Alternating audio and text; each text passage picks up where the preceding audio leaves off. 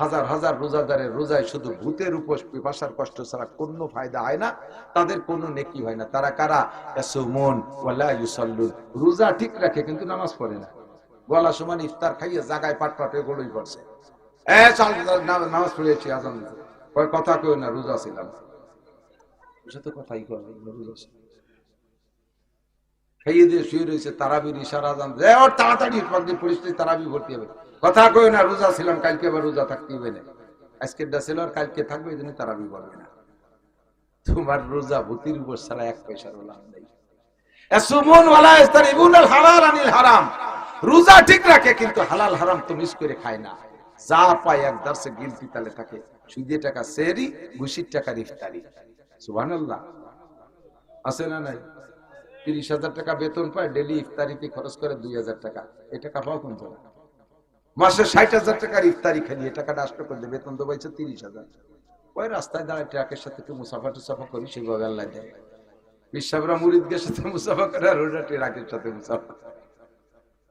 এই মুসাফা করা টাকা দিয়ে রোজার যে কয়টারে রাখাইছে সব বাতিল।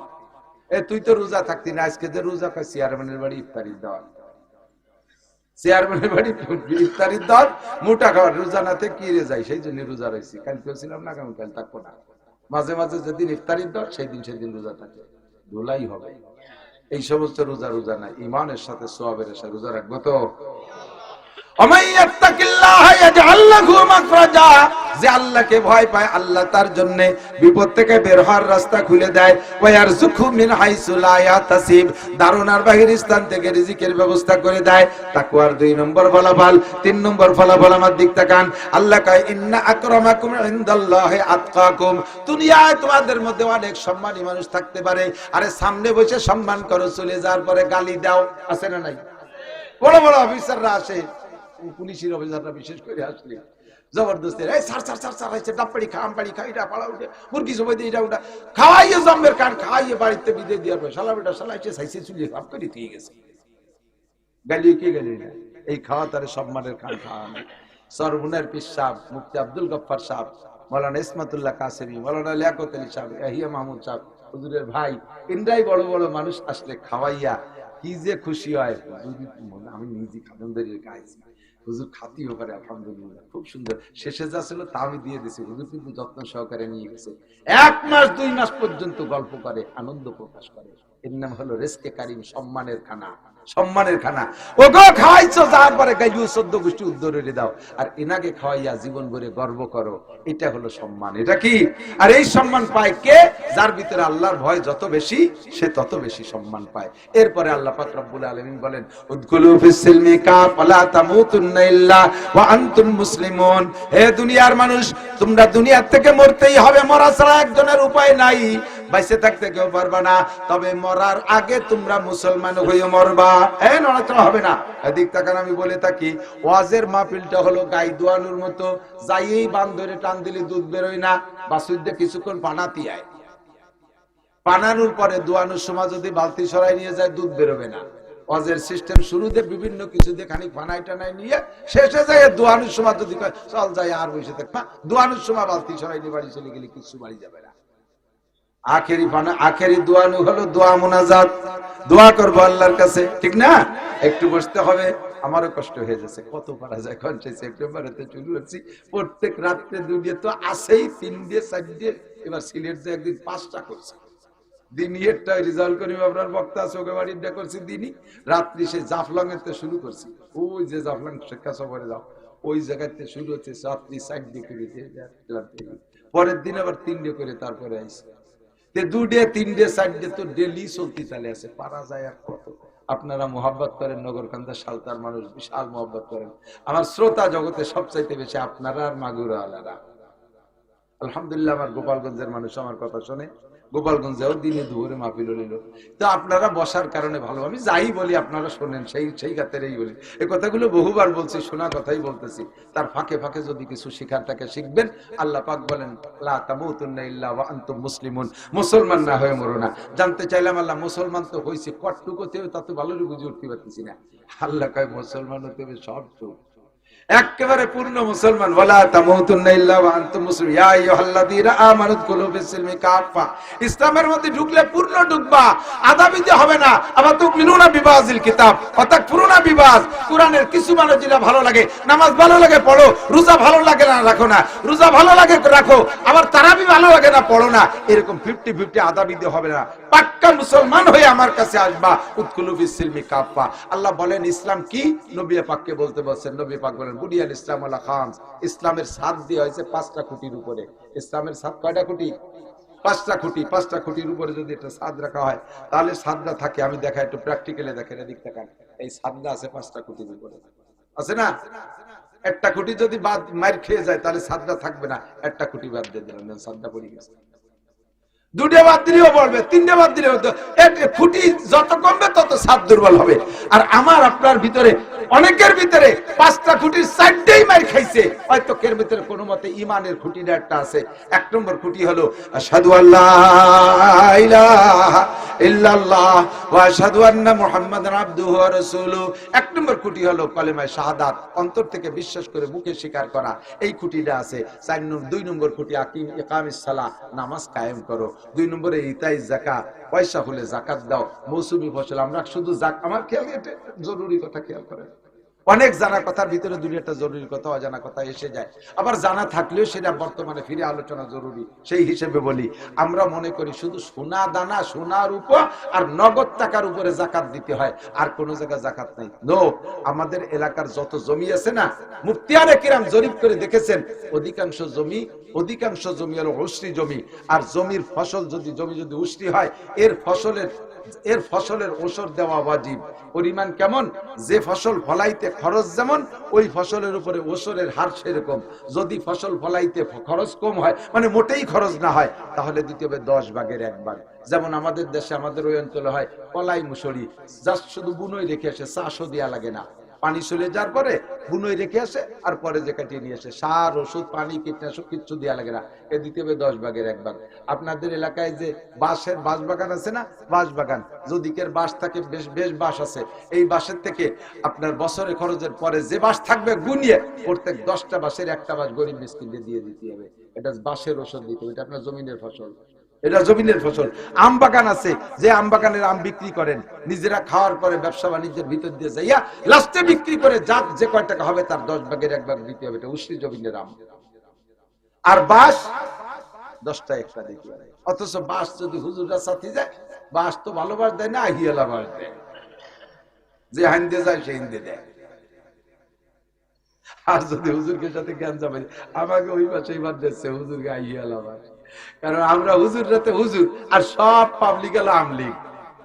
পাবলিক সব আমলিগ। আমাকে এলাকার মিলে ইতি ডাকলে নৌকো নৌকো শোনা যায়, এত আমলিগের আমলিগ। আমরা এবার বাঁশ কাটতে গেলে আমাকে আহিয়ালা বাঁশ দেয়। কিন্তু বাঁশ আমরা পাবো, পেঁয়াজ, আপনাদের পেঁয়াজের পিছনে খরচ কেমন জানি না। মধ্যম খরচ হইলে 20 ভাগের 1 ভাগ, বেশি খরচ হইলে 40 ভাগের 1 ভাগ। পাটের পিছনে পরিশ্রম বেশি, পানি পুনি নাই, দূরে নিয়ে দেয়া লাগে। 40 ভাগের 1 ভাগ দিতে হবে। এই 40 ভাগের 1 ভাগ দেওয়ার আগ পর্যন্ত কালেকশন আসে যারা, তাদের সাথে চোখরাঙ্গানি করতে পারবেন না।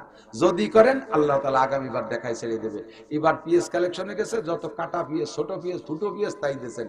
আল্লাহ পাক কয় যে মৌলবীরা, তোরা রাগ করিস না, যা দেশে নিয়ে আমি আগামীবার দেখাই দিবানি। ভরা পেঁয়াজের খেত পাইকে গেছে, এত বড় বড় পেঁয়াজ। 3 দিন 3 রাত ধুমসা বৃষ্টিতে পচায় জায়গায় শেষ। আল্লাহ বুঝলো না, এই সময় আল্লাহ বুঝলো না। আল্লাহ কিন্তু গতবার সাথে বুঝতে এই বলতে আইছি, পচা পেঁয়াজ কাটা পেঁয়াজ দিলে কিরমটা তাই বুঝানোর জন্য বৃষ্টিতে ডুবই দিছি। দেখ খেলা কারে পায়। দান কালেকশনে গেলে চিটিয়ে দান, আগাইলে দান, মাইটনে দান, খেলিও দান, এই দেবে হুজুরকে, কড় করিয়ে দান দেবে না। মৌলবীরা তো যদিও নিজেরা না খায়, মাদ্রাসার জন্য আসছে, ভালো তা দিলি খুশি হয়, বেশি দিলি খুশি হয়। বতি কষ্ট হলে ওই কষ্ট মনে হয় না, বেশি দিলি ছাত্ররা খুশি হয়। আর ওই যে এক কুয়া ঈশ্বর গাড়ি ওই দিন ওই গ্রাম ওই ঘুরি বেড়াতে বাড়ি বিরক্ত লাগে। যে বাড়ি যাবো বস্তা ভরে যাবো, ধম করে থুয়ে আসবো, আবার নেবো, আবার কষ্ট হলে এটা মজা আছে। তো সাইডে সিটে দান, আগাইলে দান দিছে, কয় হুজুর আমার ভালো লাগতেছে, আর কালেকশন করতে মনে আছে। আল্লাহ না শোনা, একটু ঘুরে আসো। যদ্দূর ঘুরবা হদ্দুরির মধ্যে আগামীবার খেলা হবে। যে বাড়ি গেছে সে বাড়ি সিটে আগাইলে মাইটে খেলিও দিছে। আল্লাহ একেবারে পুরো শখ ধরে, ডাঙ্গা ধরিয়া আগামী বছর পাকা ধানের ভিতরে ঝড় দিয়ে শিল বর্ষণ দিয়ে সব জায়গায় শেষ করে দিয়েছে। ধানের ফুল যখন বেরোইছে ওই সময় হালকা একটা বাতাস দিয়ে দিয়েছে, ফুল ঝরে গেছে, সব ধান ছিটিয়ে পড়ে গেছে। যে বুঝতে হবে 50 মণ, সেই ক্ষেত্রে হয়েছে মাত্র 5 মণ, 45 মণ হয়েছে ছিটিয়ে। আল্লাহ বুঝলো না, আল্লাহ বুঝলো না। বেড়া ক্ষেত্রে 30,000 টানছিলাম, তা দিবানি কাটতে। আল্লাহ কয় কত বছর আমার ছাত্রকে চিঠিয়ে দাম দিয়েছি, ওগো ওইরকম ট্যাক্স চলে, তাই বুঝানোর জন্য তোরে দিছি। এই জন্য জমিনের ফসলের ওসর যতক্ষণ পর্যন্ত আপনি পারছেন বিলুপ না করে পারবেন অতক্ষণ পর্যন্ত বিরক্ত হবেন না। আরে ভাই এদিক তাকান, পেঁয়াজ লাগাইছেন আপনারা, দোয়া কিন্তু আপনারা করেন না। আপনারা বসে রয়েছেন যে এবার হবে, এটা হবে, সেটা হবে, ওটা হবে, এই আশা করে বসে রয়েছেন যে এবার পেঁয়াজ বেছে নিজে বিয়ে করবো, ছেলেরে বিয়ে দেবো, বউরে বিয়ে দেবো, এত প্ল্যান প্রোগ্রাম। কিন্তু দোয়া করে এই মৌলবীরা, আল্লাহ দেশের পেঁয়াজ করে যেন হয়, আল্লাহ দেশের পেঁয়াজ করে যেন। আল্লাহকে তোমাকে কয় কাটা আছে? আমাকে তো একটু নেই। পরের গুড় পেঁয়াজের দোয়া রিস্কা, ওকে যদি হয় তাহলে আমরা এখন পাবানি। পরের ঘরে পরের গোয়ালির কালা আনিয়ে দেখি আমি দড়ি পাকাই। আপনাদের ক্ষেতের ফসলের জন্য আমরা দোয়া করি। আমার সুলতান সেই মাদ্রাসার সিলিং এ আইজও আপনাদের এই নগরকান্দার পেঁয়াজ আছে, গত বছরের পেঁয়াজ 100 মণ পাইছিলাম আলহামদুলিল্লাহ। ওই সোহাগ চেয়ারম্যান আছে না আটগড়, সোহাগ চেয়ারম্যানকে মসজিদ থেকে 50 মণ, আর বাহিদে মৌলানা শফিককে মসজিদ থেকে পাইছি 50 মণ। দুই মসজিদে 2 শুক্রবার আইসে নামাজ পড়তে, আইসে কলাম যেন মুখ খান্না খুনতাম, ফেলাই দিলি তো একটু কাটে দিলাম, ফেলাইয়া 50 100 মণ হয়ে গেছে। 50 মণ বেঁচে টাকা দিছি মাদ্রাসায়, 50 মণ সিলিং এ দিয়ে দিছি, সারা বছর খাইছি। আমরা কি পরিমাণ দোয়া আপনাদের পেঁয়াজের জন্য করি জানেন? তা তো জানেন না। খুব দোয়া করি আল্লাহ ধানের ক্ষেত্রে ধান দিক, পেঁয়াজের ক্ষেত্রে পেঁয়াজ দিক, সব দোয়া উলামায়ে কিরাম করে। কিন্তু সেই মৌলবীর নামে যত অভিযোগ, যত দোষ নন্দ ঘোষ, মৌলবীরা দেশটা খালো। কি খালো? কৃষি খালো, সব তার দাম হুজুররা বাড়াইছে, কাপড়ের দাম বাড়াইছে হুজুররা, লুঙ্গির দাম বাড়াইছে হুজুররা, প্যান্টের দাম বাড়াইছে কিনা? প্যান্ট তো কোনো হুজুর বাড়ে না। বিড়ির দাম বাড়াইছে কিনা? সেদিনকে ধুমসা এক বাড়ানো দিচ্ছে সিগারেটের দাম, এখন সিগারেট খা কমিয়ে গেছে। আমি যে আল্লাহরে যে কি খুশি হয়েছি যে আল্লাহ এই ইউনূস সরকারের পর আর কিছু নইলে সিগারেটের দাম বাড়ানোতে আমি দারুণ খুশি হয়ে গেছি। বহুত সিগারেট কমিয়ে গেছে খাওয়া। কতক্ষণ এগুলো কোন হুজুর বাড়াইলো? অনার্থক দোষারোপ না করিয়া মাদ্রাসায় ফসল দেবেন, মৌসুমী ফসল, এগুলো ওসর দেবেন। আল্লাহ পাকের কাছে আল্লাহ পাক রব্বুল আলামিন খুশি হয়ে আপনার ফলন বাড়ায় দেবেন। সবাই বলেন আমিন। সামনে রমজান মাস, রোজা রাখবেন তো? আকিমিস সালাত, কালিমা শাহাদাতের পরে ইসলামের 2 নম্বর খুঁটি নামাজ, 3 নম্বর খুঁটি রোজা, যাকাত, 4 নম্বর খুঁটি রোজা, 5 নম্বর খুঁটি হজ। 5টা খুঁটিকে আমরা ঠিক রাখবো তো ইসলামের মধ্যে পূর্ণ দাখিল হয়ে গেল। রমজানে রোজা রাখবেন তো? রোজার ভিতরে একটা পজিটিভ একটা নেগেটিভ বলে আমি শেষ করে দেবো। পজিটিভ হলো রমজানে যারা রোজা রাখে ইমানের সাথে সওয়াবের আশায় আর তারাবির নামাজ সহ 5 ওয়াক্ত নামাজ পড়ে, ওই লোকটা পুরুষ হলে ঈদের নামাজ পড়বে তো, আর মহিলাও তো পড়বে না। তবে ঈদুল ফিতরের দিন সকালবেলা এই জাতীয় রোজাদারদের জীবনে সব গুনাহ আল্লাহ মাফ করে দেয়। একটা গুনাহ থাকে না, একটা গুনাহ থাকে না, ফ্রেশ সাফ। আসসালাওয়াতুল খামস, 5 ওয়াক্ত নামাজ গুনাহ মাফের জন্য 1 নম্বর ফিল্টার। ওয়াল জুমআতু ইলা জুমআ, গত জুমায় নামাজ পড়ছেন, আগামী জুমায় নামাজ পড়েন, 2 জুমার মাঝখানে 6 দিনের গুনাহ। ওয়া রমাদান ইলা রমাদান, গত রমজানে রোজা রাখছেন, আগামী রমজানে রোজা রাখবেন। এই 3 প্রকারের ইবাদত করার পরে ঈদুল ফিতরের দিন বান্দার আমলনামায় কোনো গুনাহ থাকে না। এ হলো পজিটিভ। নেগেটিভ কি? হুজুর বলেন কামিন সাইমিন লাইসা মিন সিয়ামি ইল্লা যামা, হাজার হাজার রোজাদারের রোজায় শুধু ভূতের উপোস পিপাসার কষ্ট ছাড়া কোনো ফায়দা হয় না, তাদের কোনো নেকি হয় না। তারা কারা? ইয়াসুমুন ওয়ালা ইউসাল্লুন, রোজা ঠিক রাখে কিন্তু নামাজ পড়ে না। গলা সমান ইফতার খাইয়ে জায়গায় পাট পাটে গলই পড়ছে, চল নামাজ পড়েছি, আজান কয় কথা কই না, রোজা ছিলাম। তো কথাই কয় রোজা ছিল, খেয়ে দিয়ে শুয়ে রয়েছে, তারাবির ইশারা আজান দেয়, ওর তাড়াতাড়ি পরিস্থিতি তারাবি ভর্তি হবে, কথা কই না, রোজা ছিলাম, কালকে আবার রোজা থাকতে হবে না, আজকের ডা ছিল আর কালকে থাকবে, এই জন্য তারাবি বলবে না। তোমার রোজা ভূতির উপর ছাড়া 1 পয়সার লাভ নেই। ইয়াসুমুন ওয়ালা ইস্তারিবুনাল হালাল আনিল হারাম, রোজা ঠিক রাখে কিন্তু হালাল হারাম তো মিস করে খায় না। যা পায় এক দার্সে গিল পিতালে থাকে, সুদের টাকা সেহরি, ঘুষির টাকা ইফতারি। সুবহানাল্লাহ, আছে না নাই? 30,000 টাকা বেতন পায়, ডেলি ইফতারিতে খরচ করে 2,000 টাকা, এই টাকা পাও কোন থেকে? মাসে 60,000 টাকার ইফতারি খালি, এই টাকাটা নষ্ট করে দেয়, বেতন তো পাইছে 30,000। ওই রাস্তায় দাঁড়ায় ট্রাকের সাথে একটু মুসাফা টুসাফা করি, সেভাবে আল্লাহ দেয়। বিশ্বাবরা মুরিদদের সাথে মুসাফা করে, আর ওটা ট্রাকের সাথে মুসাফা। এই মুসাফা করা টাকা দিয়ে রোজার যে কয়টারে রাখাইছে সব বাতিল। তুই তো রোজা থাকতি না, আজকে যে রোজা খাই চেয়ারম্যানের বাড়ি ইফতারি দেওয়া, চেয়ারম্যানের বাড়ি ইফতারির দর মোটা খাবার, রোজা নাতে কি রে যাই, সেই জন্য রোজা রয়েছি। কালকে ছিলাম না, কাল থাকবো না। মাঝে মাঝে যেদিন ইফতারির দর সেদিন রোজা থাকে, ধুলাই হবে। এই সমস্ত রোজা রোজা না, ইমানের সাথে সোয়াবের সাথে রোজা রাখবো তো। দিন তো মোটামুটি ছোট, আবহাওয়া মোটামুটি শান্ত আছে, আরো ধীরে ধীরে শীতের দিকে আসবে। এখন থেকে আমরা পাক্কা প্রতিজ্ঞা করি আর একটা রোজাও ছাড়বো। আল্লাহ তাআলা সবাইকে তৌফিক দান করেন। আর মহিলা মাদ্রাসার বিষয়টা হুজুরও বলছে, আমিও বলি, আমি মহিলা মাদ্রাসার খুব একটা পক্ষে ছিলাম না। নানান ফিতনার সম্মুখীন হতে হয়, বহুত কঠিন ব্যাপার। 10টা পুরুষ মাদ্রাসা চালানো যে কঠিন, একটা মহিলা মাদ্রাসা তার চেয়ে কঠিন। পুরুষ মাদ্রাসায় ছেলেদেরকে বাবরসি পুরুষ রান্না বান্না করে দেয়, ওরা তো ছেলেরা রান্না বান্না করে যা দেয় তাই বিসমিল্লাহ কইয়া খাইয়া আলহামদুলিল্লাহ করে উঠে যায়। আর মহিলারা তো বাবরসির জাতি, ওগে মোটে রাঞ্জে খাওয়াইয়া খুশি আর কায়দা নেই। বিশ্ববিখ্যাত বাবরসি রান্না করে নূর হইনি ভ্যান হইনি কি আছে, এই যে বেশ কি তার দেখতে মনে বেতনির মতো জ্বলি ওঠে, এগিয়ে মোটে খুশি রাখা যায় না।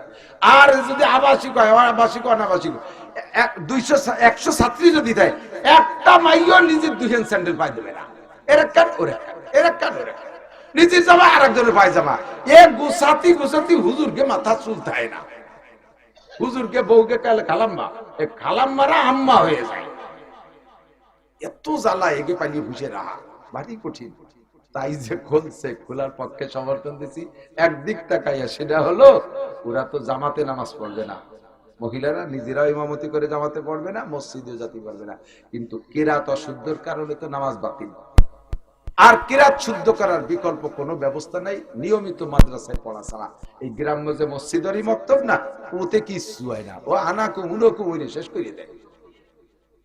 আর ইমাম সাহেবের বেতন হলো 4000 টাকা, ও তো ভালোই পড়ালি বড় পড়তা পড়ে, 6-7 মুষ্টি চাল আর 4000 টাকা, 60-70 জন মাই আইছে ছেলে আইছে, কিভাবে পড়াবে? ওই ভয়তে এরকম জিম ধরে থাকে, নালাতি নালাতি হুজুরের মধ্যে ঘুমে। আর ওরা কোনো না, হুজুর আমার সেবারা ভরে মুইতে দিছে, আর কানের মধ্যে শ্যাম দিছে, ছুটি ছুটি ছুটি ছুটি 6-7 বছর ঘুরিয়ে হয়ে গেল। ওইতে কিচ্ছু হয় না। আমি পড়াইছি তো, বক্তব্য ড্রাইভারি করছি বহুদিন। কাজেই মেয়েদের শুদ্ধ করে কোরআন শরীফ পড়া, শরীয়তের মাসালা জানার জন্য মাদ্রাসায় পড়ার বিকল্প নাই। শুধু ছোট মেয়ে না, আমার এলাকার, আপনাদের এলাকার বয়স্ক মেয়েদেরকেও দেবেন, বয়স্ক মেয়েদেরকেও পড়ানো হয় এখানে। মেয়েদের বড় ছোট কোনো ভেদাভেদ নাই, দেবেন ওখান থেকে শুদ্ধ করে কোরআন শরীফ। আলহামদুলিল্লাহ এখন ফল খুব ভালো পাচ্ছি, হাজার হাজার মেয়ে মহিলারা এই বুড়োকালে কোরআন শরীফ পড়া সুন্দর করে শিখে গেছে। এটা একটা বিরাট খেদমত, এই জন্য সমর্থন করি। তবে পালা ভারী কঠিন বললাম না, 3 গোষ্ঠীর কোন সিজন না উঠলে কোথাও যাওয়ার কায়দা নাই। 3 জনের, একজন হলো তাল গাছ কাটা গাছি, 3 বেলা গাছে উঠা লাগে, এক বেলা জট নাটালি ভিড়ে বেলায় রস দেয় না, ও সিজন উঠার আগে শ্বশুর মূল্য যাওয়ার কায়দা নেই। আর ওটা হলো পোল্ট্রির ফার্ম করে, যার আগে সিল্লি উঠার আগে যাওয়ার কায়দা নেই কোনো জায়গা। যদি কোনো জায়গা 2 রাতে এসে দেয় বাটপুলু আনতে রাখস, তারপরে শিয়াল মিয়েলে মারি দড়িয়ে শরীর সর্বনাশ করে গেছে। এই চিল্লি উঠার আগে কোথাও যাওয়ার কাজে। আর এই মহিলা মাদ্রাসা তুইও হুজুরি কোন জায়গা যাওয়ার কাজে। পোল্ট্রির ফার্মের পাশে তো বাগাইনি 4 পাইয়া শিয়াল করে, ওরা তো গাঁজা এবার খায় না। আরে মহিলা মাদ্রাসার পাশে 2 পাইয়া গাঁজা খা শিয়াল কুক মারতে তালে তাই এর রাতবার পাহারা দিতে হুজুরির ঘুম নাই। ওদিকে পুরুষ মাদ্রাসা বাহির দেয়া লাগে ছাড়িয়ে দেয়, পুরো দেশ চষে ফেলায়। মদিনাতুল কাছে বুরুল আমাকে ছাড়িয়ে দেয়, বাঁশ খুঁটি আগান বাগান দিয়ে সব কাটি কুটি নিয়ে পড়ে না কত কালে। এই মহিলা মাদ্রাসার মেয়েকে যদি ছাড়িয়ে দেয়, যাই ফাঁসতে বাঁশ কাটি নিয়ে সঙ্গে বাগানে, ওর একটাও ফিরে আসবে। 8 বাজারে যদি কালেকশনে বেটে আসবে ফিরে, কত বড় বিপদ। না দেবে সরকার টাকা, না পারে তারা কালেকশন করতে, এই সব চিনতে হুজুরির মাথায়। আবার হুজুর এখান থেকে প্রোটেকশন দিচ্ছে। আদর্শ মা, আদর্শ মা না হলে আদর্শ সন্তানের আশা করা যায় না। মা ভালো তো সন্তান ভালো। কাজেই এই মাদ্রাসাগুলোকে আমাদের পালিয়ে পুষে রাখতে হবে। পুরুষ মাদ্রাসাতে আসলে পিএস দেন, আগই দিয়েছেন, এদের একটু দিয়েন, এদের জন্য এটা বরাদ্দ রাখেন। এরা অসহায় অবলা, এমন এমন মেয়ে আছে যাদের মা বাপ কেউ নাই, চির অসহায়, ওদেরকে পালিয়ে বুঝে বড় করে হুজুরির বিয়েও দিয়ে দিতে হবে। সেই মেয়েটারে ছেলে খুঁজে তারা বিয়েও দিতে হবে, তার যা যা লাগে সব দিতে হবে। এমন এমন তা চলে আসে। আপনার সন্তানরা আপনার আব্বা করে ডাক দেয়, যা চাই তাই দেন। এ মেয়েগুলোর কেউ নেই, আমরা একটু তাদের পাশে থাকতে পারবো না ইনশাআল্লাহ?